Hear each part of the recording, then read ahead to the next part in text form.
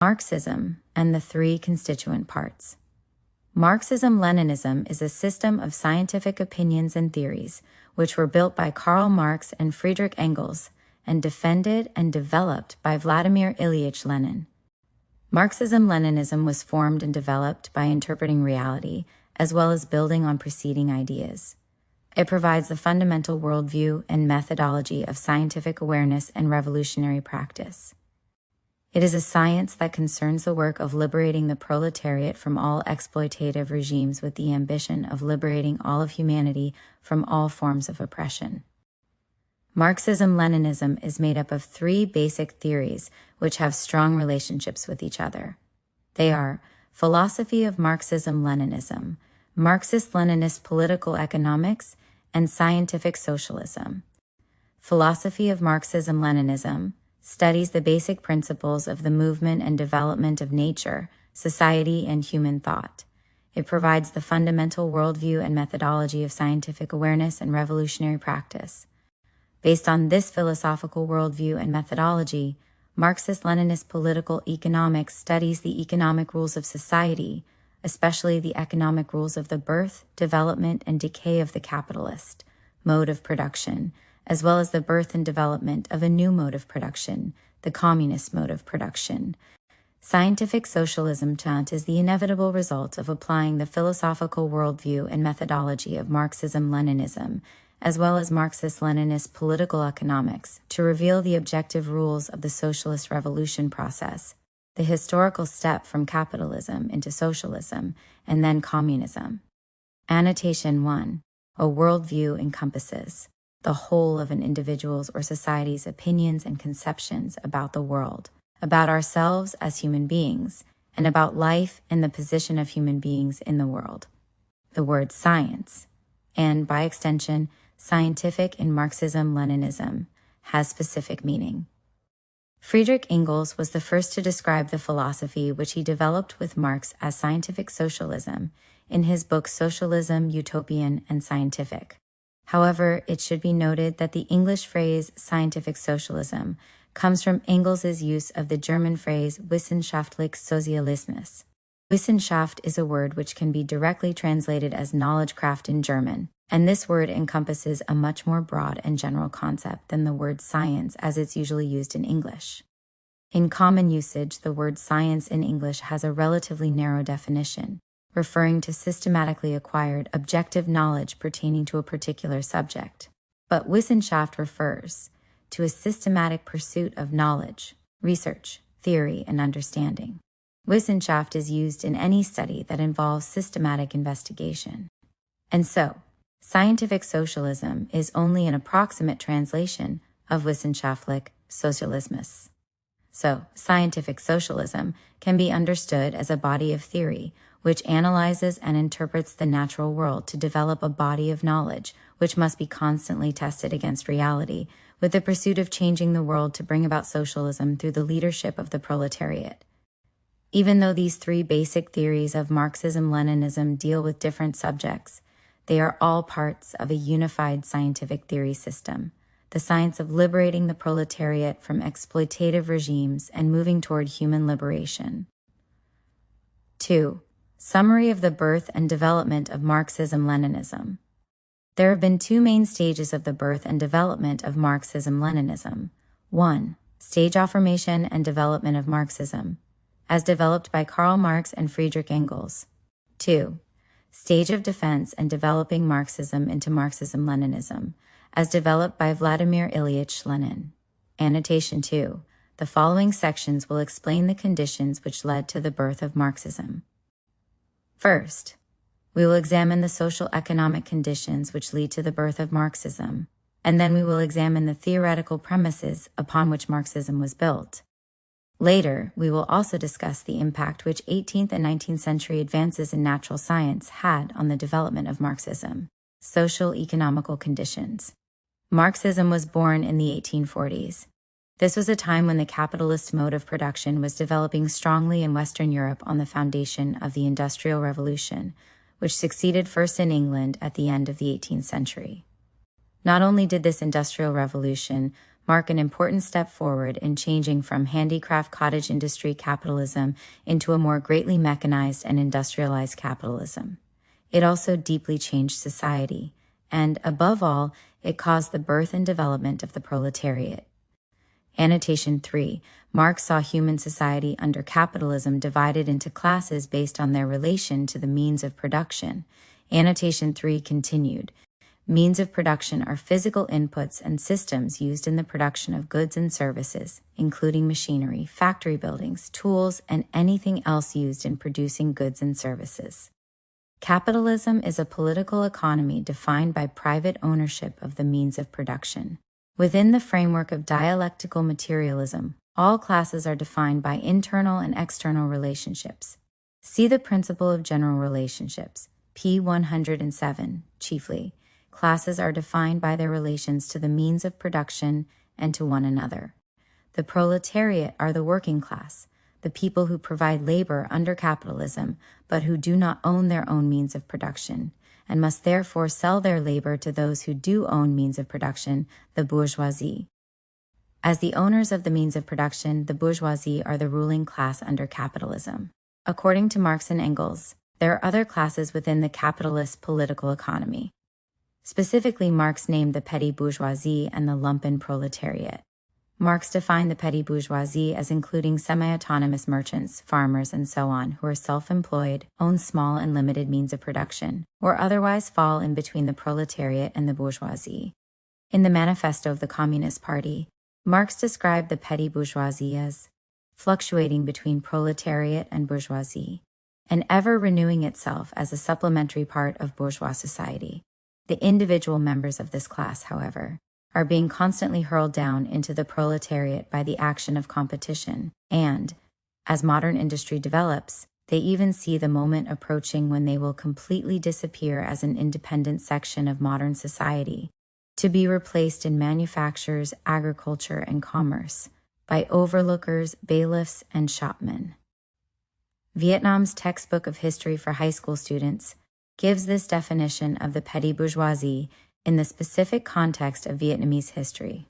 The petty bourgeois class includes intellectuals, scientists, and small business owners, handicraftsmen, doctors, lawyers, and civil servants. The vast majority of contemporary intellectuals before the August Revolution of 1945, including students, belonged to the petty bourgeoisie. In general, they were also oppressed by imperialism and feudalism, often unemployed and uneducated. The petty bourgeoisie were intellectually and politically sensitive. They did not directly exploit labor. Therefore, they easily absorbed revolutionary education and went along with the workers and peasants. However, the intelligentsia and students often suffer from great weaknesses, such as theory not being coupled with practice, contempt for labor, vague ideas, unstable stances, and erratic behavior in political action. Annotation 3 continued. Some other petty bourgeoisie scientists and small businessmen, freelancers, etc., were also exploited by imperialism and feudalism. Their economic circumstances were precarious, and they often found themselves unemployed and bankrupt. Therefore, the majority also participated in and supported the resistance war and revolution. They are also important allies of the working class. In general, these members of the petty bourgeoisie had a number of weaknesses: self-interest, fragmentation, and a lack of determination. Therefore, the working class has a duty to agitate and spread propaganda to such members of the petty bourgeoisie, organize them, and help them to develop their strong points while correcting their weaknesses. It is necessary to skillfully lead them, make them determined to serve the people, reform their ideology, and unite with the workers and peasants in order to become one cohesive movement. Then they will become a great asset for the public in resistance war and revolution. Marx defined the lumpen proletariat as another class, which includes the segments of society with the least privilege, most exploited by capitalism, such as thieves, houseless people, etc. In the manifesto of the Communist Party, Marx defined the lumpen proletariat as the dangerous class, lumpen proletariat, the social scum, that passively rotting mass thrown off by the lowest layers of the old society. Marx did not have much hope for the revolutionary potential of the lumpen proletariat, writing that they may here and there be swept into the movement by a proletarian revolution. Its conditions of life, however, prepare it far more for the part of a bribed tool of reactionary intrigue.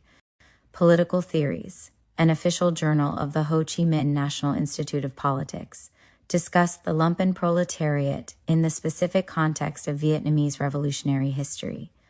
It should be noted that Marxism-Leninism has never held that the historical mission of the working class is rooted in poverty and impoverishment. Poverty and low standards of living make workers hate the regime of capitalism and causes disaster for workers, but the basic driving force behind the revolutionary struggle of the working class lies in the very nature of capitalist production and from the irreconcilable contradiction between the working class and the bourgeoisie. Moreover, it should not be conceived that a class is capable of leading the revolution because it is the poorest class. In the old societies, there were classes that were extremely poor and had to go through many struggles against the ruling class, but they could never win and keep power, and did not become the ruling class of society. History has proven that the class that represents newly emerging productive forces, which are able to build a more advanced mode of production than the old ones, can lead the revolution and organize society into the regime they represent. Fetishizing poverty and misery is a corruption of Marxism-Leninism. Annotation 3 continued. The very existence of the lumpen proletariat is strong evidence of the inhumane nature of capitalist society, which regularly recreates a large class of outcasts at the bottom of society. In the late 19th and early 20th centuries, millions of Vietnamese people were forced to leave their homes in rural farmlands to work for plantations and factories, which were owned by French colonialists. These workers were functionally enslaved, being regularly physically abused by colonial masters, barred from any education whatsoever, and receiving only the bare minimum to survive. As a result, under French colonial rule, about 90% of Vietnamese were illiterate, and the French aimed to indoctrinate Vietnamese people into believing that they were inferior to the French. The French colonialists also worked with Vietnamese landlords to exploit peasants in rural areas. Those peasants received barely enough to survive and, like the plantation slaves, were prohibited from receiving education. Because Vietnamese peasants and colonial slaves composed the majority of workers, while being so severely oppressed and living in conditions of such abject poverty, it was difficult to fully distinguish between the proletariat and the lumpen proletariat in Vietnam during the colonial era. During this time, Ho Chi Minh and other Vietnamese communists developed the philosophy of proletarian piety. The word piety here is a translation of the Vietnamese word hieu, which originally comes from the Confucianist philosophy of filial piety. Filial piety demanded children to deeply respect, honor, and obey their parents. Through the concept of proletarian piety, Ho Chi Minh adapted this concept to proletarian revolution, calling for communists to deeply love, respect, and tirelessly serve the oppressed masses. This philosophical concept sought to unite the proletariat, lumpen proletariat, and petty bourgeoisie into one united revolutionary class. Even some feudal landlords and capitalists, who were themselves oppressed by the colonizing French, were willing to fight for communist revolution and were welcomed into the revolutionary movement if they were willing to adhere to the principle of proletarian piety. The working class and peasantry would lead the revolution, the more privileged classes would follow, and all communist revolutionists would serve the oppressed masses through sacrifice and struggle.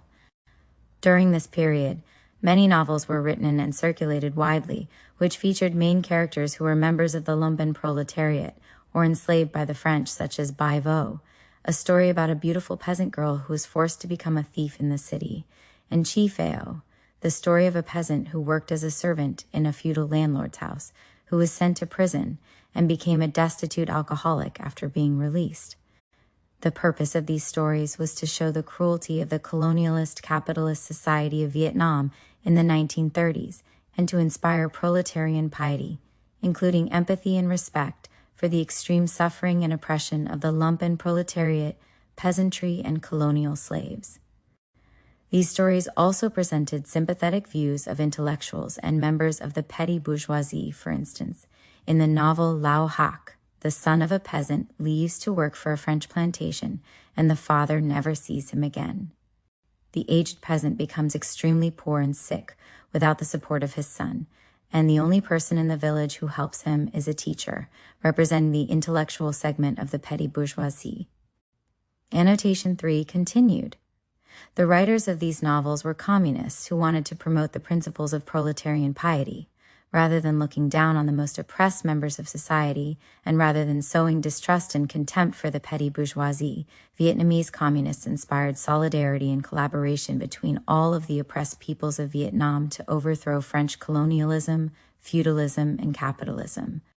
Proletarian piety was crucial for uniting the divided and conquered masses of Vietnam and successfully overthrowing colonialism. Note that these strategies were developed specifically for colonial Vietnam. Every revolutionary struggle will take place in unique material conditions, and the composition and characteristics of each class will vary over time and from one place to another. It is important for revolutionists to carefully apply the principles of dialectical materialism and materialist dialectics to accurately analyze class conditions in order to develop strategies and plans which will most suitably and efficiently lead to successful revolution. The deep contradictions between the socialized production force and the capitalist relations of production were first revealed by the economic depression of 1825 and the series of struggles between workers and the capitalist class which followed. Annotation 4. See Definition of Contradiction and Common Characteristics of Contradiction, p. 175. In Marxism, socialization is simply the idea that human society transforms labor and production from a solitary, individual act into a collective, social act. In other words, as human society progresses, people socialize labor into increasingly complex networks of social relations, from individuals making their own tools to agricultural societies engaged in collective farming, to modern industrial societies with factories, logistical networks, etc. The production force is the combination of the means of production and workers within any society. The socialized production force, therefore, is a production force which has been socialized. That is to say, a production force which has been organized into collective social activity. Under capitalism, the socialized production force consists of the proletariat, or the working class, as well as means of production which are owned by capitalists. Richard Marx and Engels defined relations of production as the social relationships that human beings must accept in order to survive. Relations of production are, by definition, not voluntary, because human beings must enter into them in order to receive material needs, in order to survive within a given society. Under capitalism, the relations of production require the working class to rent their labor to capitalists to receive wages which they need to procure material needs like food and shelter. This is an inherent contradiction because a small minority of society, the capitalist class, own the means of production, while the vast majority of society, the working class, must submit to exploitation through wage servitude in order to survive. Examples of such early struggles include the resistance of workers in Lyon, France in 1831 and 1834, the Chartist movement in Britain from 1835 to 1848, the workers' movement in Silesia, Germany in 1844, etc. These events prove, as historical evidence, that the proletariat had become an independent political force which pioneered the fight for a democratic, equal, and progressive society. Annotation 5. Here are some brief descriptions of the early working class movements mentioned above. Resistance of workers in Lyon, France. In 1831 in France, due to heavy exploitation and hardship, textile workers in Lyon revolted to demand higher wages and shorter working hours. The rebels took control of the city for 10 days. Their determination to fight is reflected in the slogan, "Live working or die fighting." This resistance was brutally crushed by the government, which supported the factory owners. In 1834, silk mill workers in Lyon revolted again to demand the establishment of a republic. The fierce struggle went on for 4 days, but was extinguished in a bloody battle against the French army. About 10,000 insurgents were imprisoned or deported. The Chartist movement in Britain. Chartism was a working-class movement in the United Kingdom, which rose up in response to anti-worker laws such as the Poor Law Amendment of 1834. which drove poor people into workhouses and removed other social programs for the working poor. Legislative failure to address the demands of the working poor led to a broadly popular mass movement, which would go on to organize around the People's Charter of 1838, which was a list of 6 demands which included extension of the vote and granting the working class the right to hold office in the House of Commons. In 1845, Karl Marx visited Britain for the first time, along with Friedrich Engels, to meet with the leaders of the Chartist movement, with whom Engels had already established a close relationship. After various conflicts and struggles, Chartism ultimately began to decline in 1848 as more socialist-oriented movements rose up in prominence, workers' movement in Silesia, Germany. In June 1844, disturbances and riots occurred in the Prussian province of Silesia, a major center of textile manufacturing. In response, the Prussian army was called upon to restore order in the region. In a confrontation between the weavers and troops, shots were fired into the crowd, killing 11 protesters and wounding many others. The leaders of the disturbances were arrested, flogged, and imprisoned. This event has gained enormous significance in the history of the German labor movement. In particular, Karl Marx regarded the uprising as evidence of the birth of a German workers' movement. The Weavers' Rebellion served as an important symbol for later generations concerned with poverty and oppression of the working class in German society. It quickly became apparent that the revolutionary practice of the proletariat needed the guidance of scientific theories. The birth of Marxism was to meet that objective requirement. In the meantime, the revolutionary practice itself became the practical premise for Marxism to continuously develop. Theoretical premises. The birth of Marxism not only resulted from the objective requirement of history, it was also the result of inheriting the quintessence of various previously established frameworks of human philosophical theory, such as German classical philosophy, British classical political economics, and utopianism in France and Britain. Annotation 6.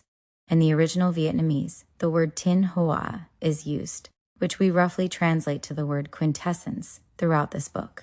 Literally, it means the best, highest, most beautiful, defining characteristics of a concept.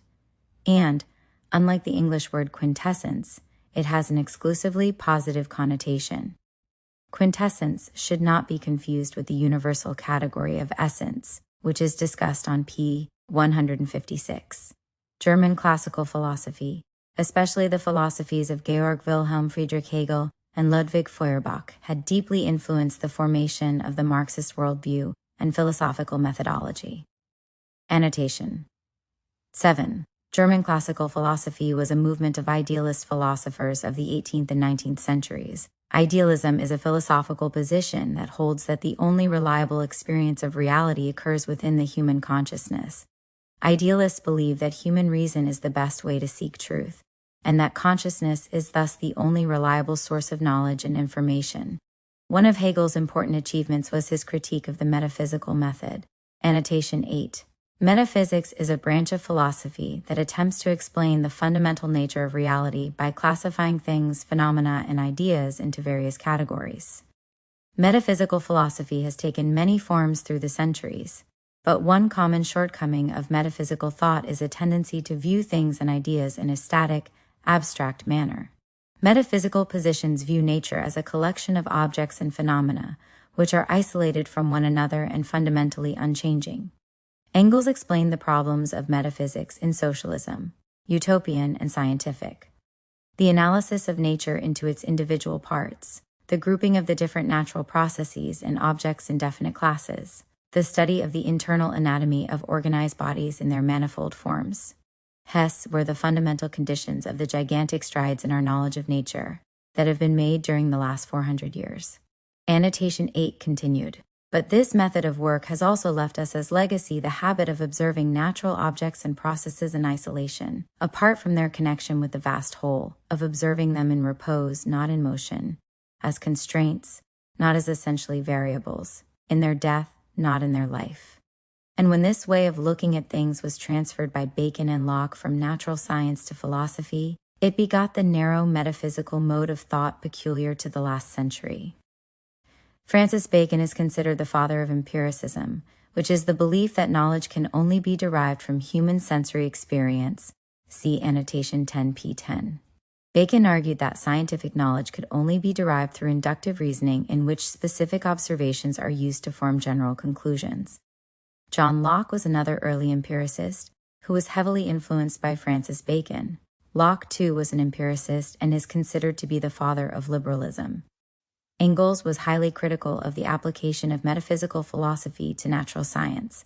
As Engels continues in Socialism, Utopian and Scientific, to the metaphysician, things and their mental reflexes, ideas, are isolated, are to be considered one after the other and apart from each other, are objects of investigation fixed, rigid, given once for all.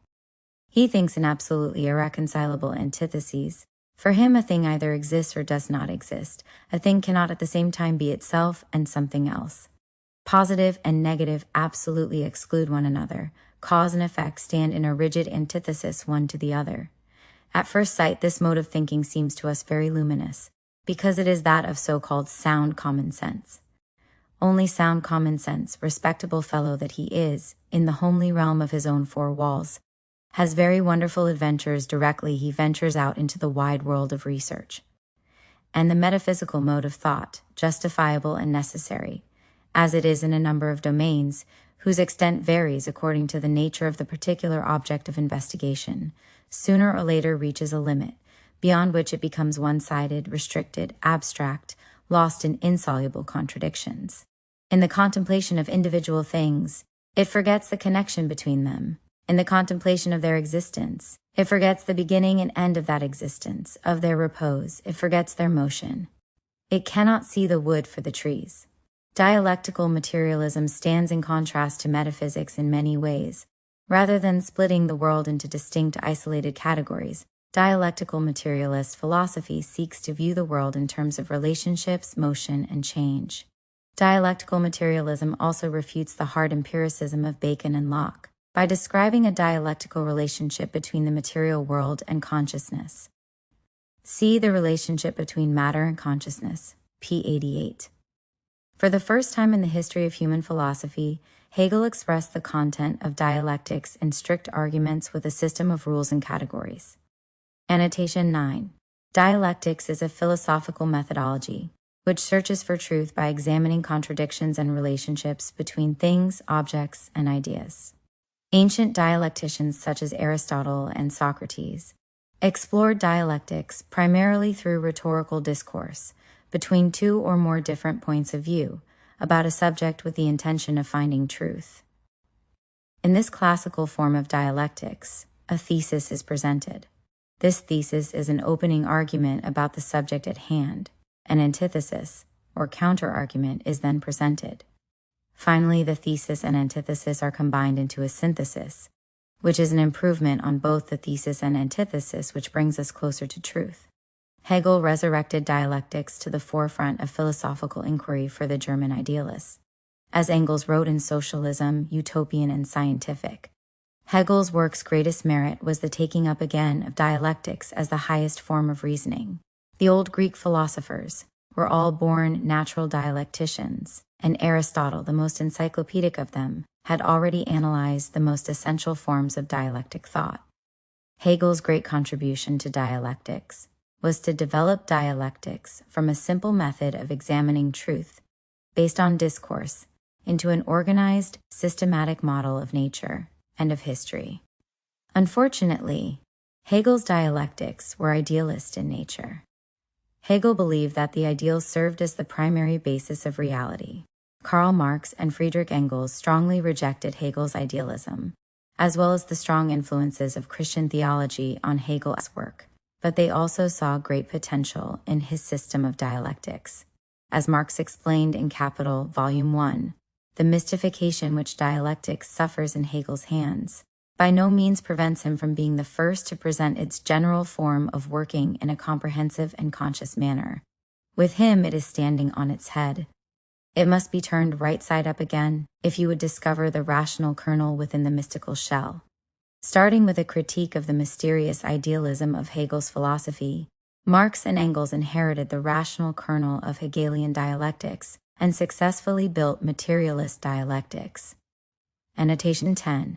In order to understand the ways in which the critique of Hegel's philosophy by Marx and Engels led to the development of dialectical materialism, some background information on materialism, and the conflicts between idealist and materialist philosophy in the era of Marx and Engels is needed.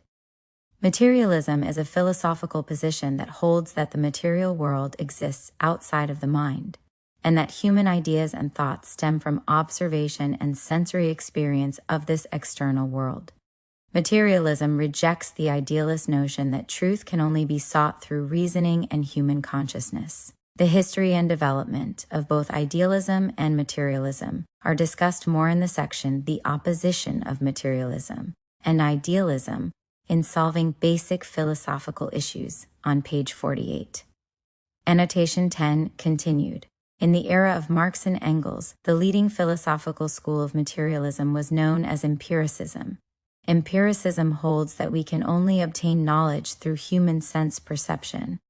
Marx and Engels were materialists, but they rejected empiricism. See Engels' critique of empiricism in annotation 8p8. One reason Marx and Engels opposed the strict empiricist view was that it made materialism vulnerable to attack from idealists because it ignored objective relations and knowledge that went beyond sense data. The empiricist point of view also provided the basis for the subjective idealism of George Berkeley, see annotation 32p27, and the skepticism of David Hume. Berkeley's subjective idealism is empiricist in that it supports the idea that humans can only discover knowledge through direct sense experience.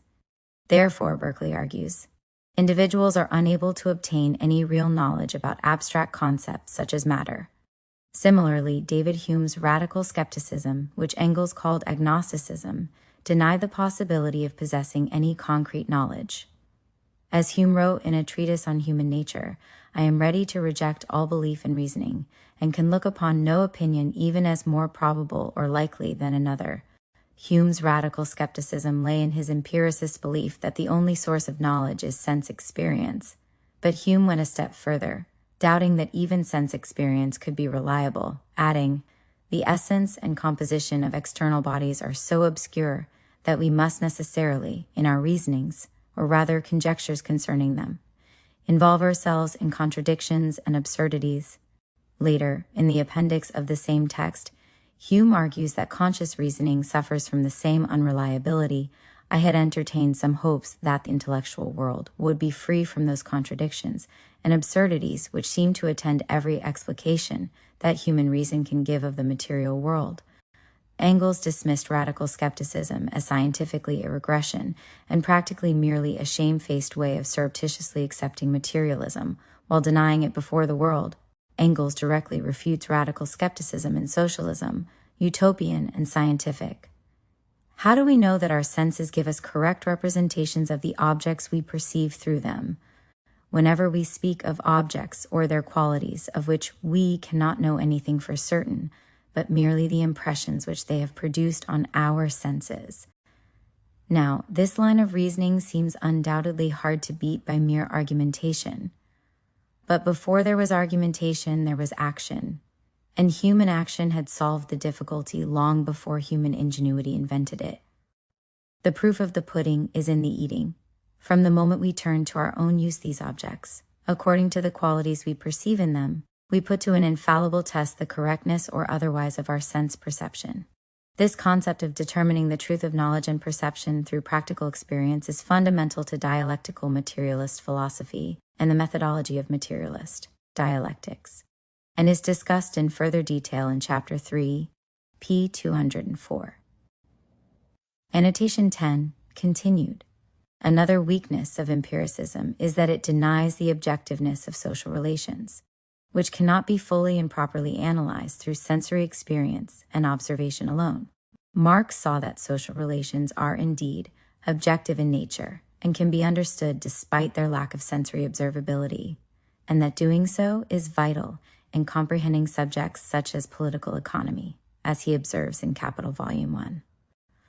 The true reality of the value of commodities contrasts with the gross material reality of these same commodities, the reality of which is perceived by our bodily senses, in that not an atom of matter enters into the reality of value. We may twist and turn a commodity this way and that.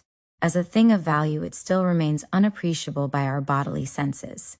In other words, Marx pointed out that no amount of sense data about a commodity will fully explain its value.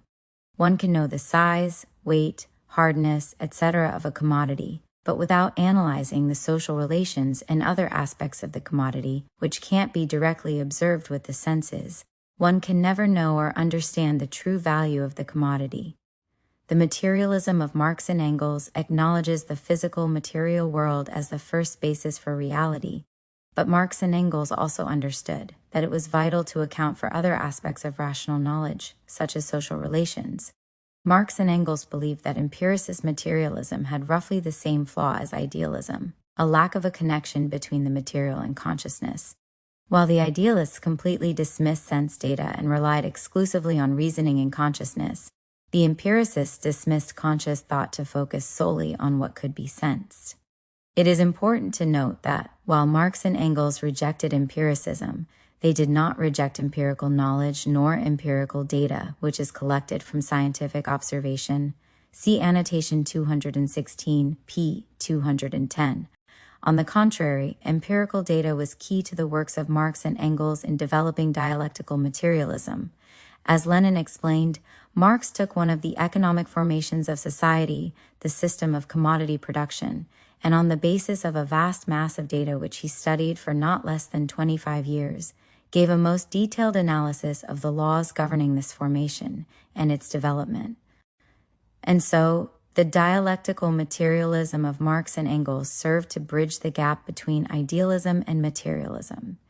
They believed that our conscious thoughts are derived from material processes, but that consciousness can also influence the material world.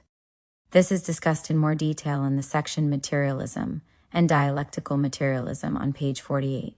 Marx and Engels also criticized many limitations of Feuerbach's methodology and viewpoint, especially Feuerbach's prescriptions for how to deal with social problems. But they also highly appreciated the role of Feuerbach's thought in the fight against idealism and religion to assert that nature comes first, and that nature is permanent and independent from human willpower. Annotation 11. Viewpoint, point of view, or perspective is the starting point of analysis which determines the direction of thinking from which problems are considered. Marx and Engels were critical of Feuerbach's hyper-focused humanist viewpoint.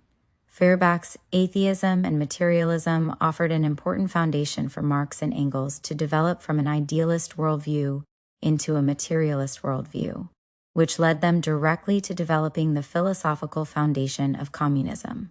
Annotation 12.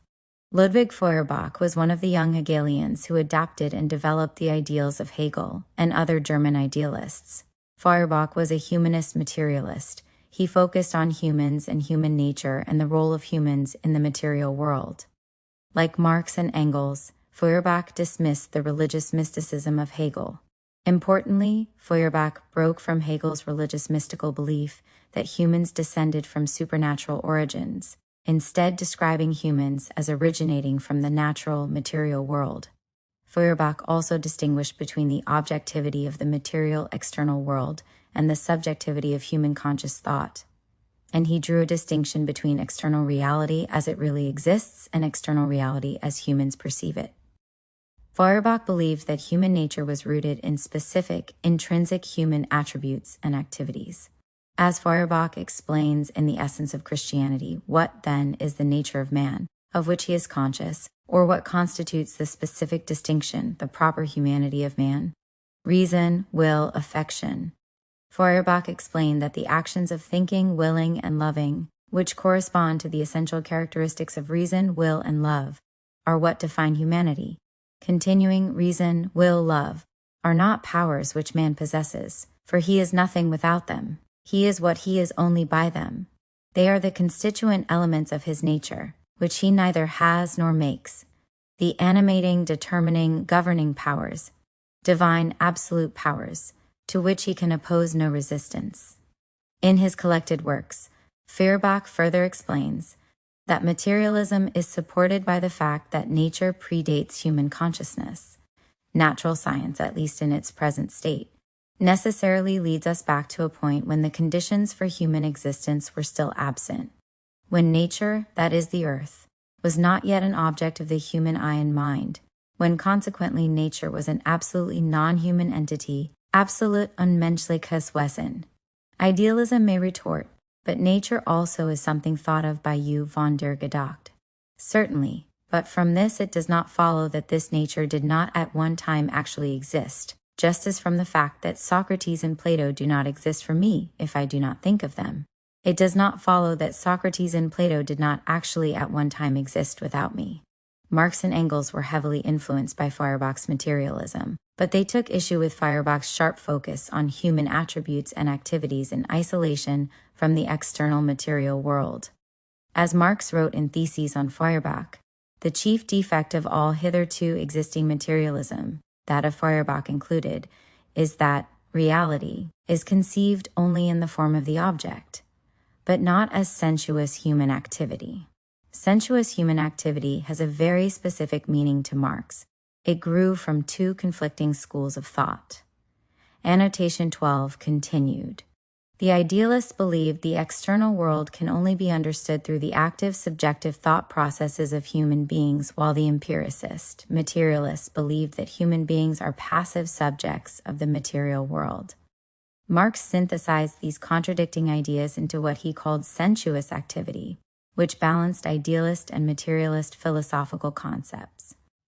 According to Marx, humans are simultaneously active in the world in the sense that our conscious activity can transform the world, and passive in the sense that all human thoughts fundamentally derive from observation and sense experience of the material world. See Chapter 2, p. 53. So, Marx and Engels believed that Feuerbach was misguided in defining human nature by our traits alone, portraying the essence of man as isolated from the material world and from social relations. In addition, Feuerbach's humanism was based on an abstract ideal version of human beings, whereas the humanism of Marx and Engels is firmly rooted in the reality of real men living real lives. As Engels wrote in Ludwig Feuerbach and the End of Classical German Philosophy, he, Feuerbach, clings fiercely to nature and man, but nature and man remain mere words with him. He is incapable of telling us anything definite either about real nature or real men. But from the abstract man of Feuerbach, one arrives at real living men only when one considers them as participants in history. The cult of abstract man, which formed the kernel of Feuerbach's new religion, had to be replaced by the science of real men and of their historical development. This further development of Feuerbach's standpoint beyond Feuerbach was inaugurated by Marx in 1845 in the Holy Family. Marx and Engels believed that human nature could only be understood by examining the reality of actual humans in the real world through our relationships with each other, with nature, and with the external material world. Importantly, it was Marx's critique of Feuerbach which led him to define political action as the key pursuit of philosophy with these immortal words from Theses on Feuerbach. Philosophers have hitherto only interpreted the world in various ways. The point is to change it. The British classical political economics, represented by such economists as Adam Smith and David Ricardo, also contributed to the formation of Marxism's historical materialist conception, CP 23. Smith and Ricardo were some of the first to form theories about labor value in the study of political economics. They made important conclusions about value and the origin of profit, and about the importance of material production and rules that govern economies. However, because there were still many limitations in the study methodology of Smith and Ricardo, these British classical political economists failed to recognize the historical characteristic of value, the internal contradictions of commodity production, and the duality of commodity production labor trend.